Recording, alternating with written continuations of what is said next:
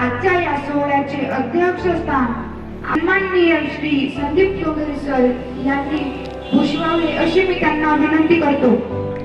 गुरुर्ब्रह्मा गुरुर्विष्णू गुरुर्देवो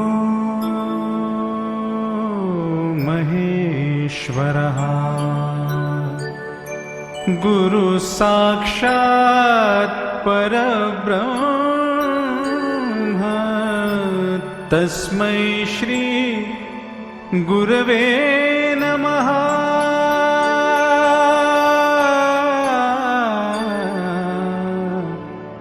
गुरवे नमः.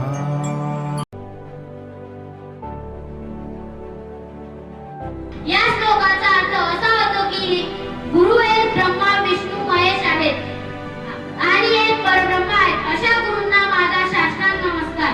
मित्रांनो, गुरु पौर्णिमा हा केवळ एक सण नाही तर हा ज्ञान पौर्णिमेला साजरा केला जातो. I studied 7th standard in Pandit Jawaharlal Nehru Vidyalaya Body. Today I am going to speak few words about Guru Purnima. Guru Purnima is special festival dedicated teachers and gurus. It's celebrated on the full moon day Purnima on the Hindu month Ashad. School and education institution organization special programs. पद्धतीने इंग्रजीत भाषण दिलेले आहे. त्यानंतर खुशाल दिलीप गोसावी 6वी ब. माझे नाव खुशाल दिलीप गोसावी आहे आणि मी तुम्हा सर्वांना गुरु पौर्णिमेच्या खूप खूप शुभेच्छा देतो. आपण आपल्या गुरूंचा आदर केला पाहिजे आणि त्यांचं ऐकलं पाहिजे. सर्व गुरूंना सादर प्रणाम. माझे नाव मनोज अनिल पवार. आज आपण गुरु पौर्णिमा. गुरु यशस्वी होण्यासाठी कष्टाचे प्रयत्न लागतात. त्या प्रयत्नांना बळ देण्यासाठी गुरूंचे आशीर्वाद लागतात.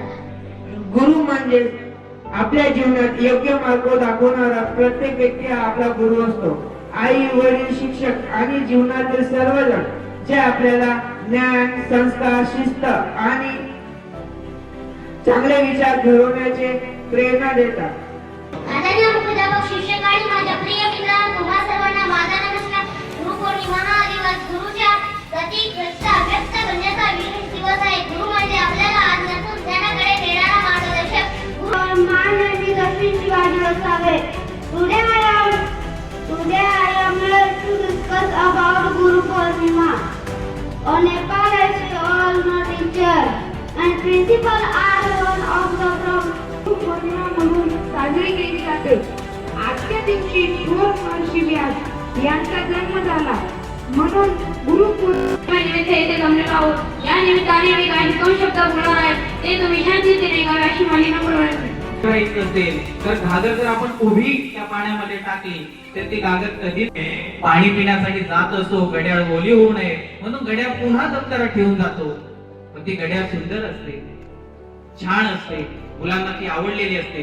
राजेश दप्तरात घड्याळ ठेवतो आणि बाहेर खेळायला निघून जातो. शिकायचं असेल तर अंगी नम्रपणा असावा.